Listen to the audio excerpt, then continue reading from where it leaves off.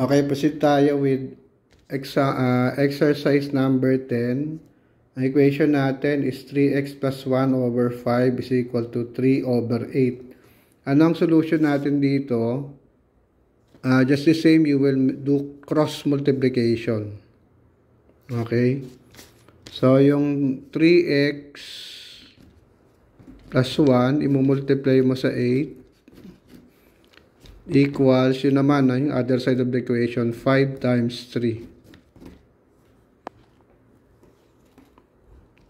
Yan, din naman. Okay? So, ito, distribute mo to. 8 times 3x will become 24x. 8 times 1 will become plus 8.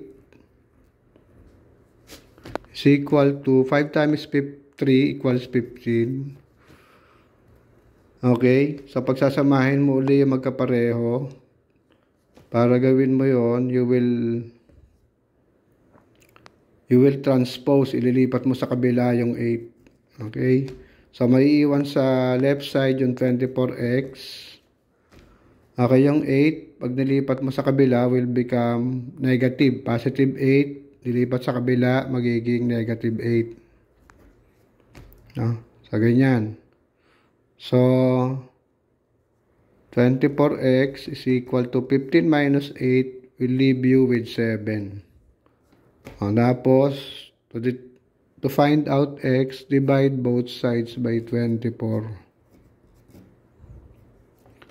Matitira sa kabilang side is x. So, ano yung answer mo? 7 over 24.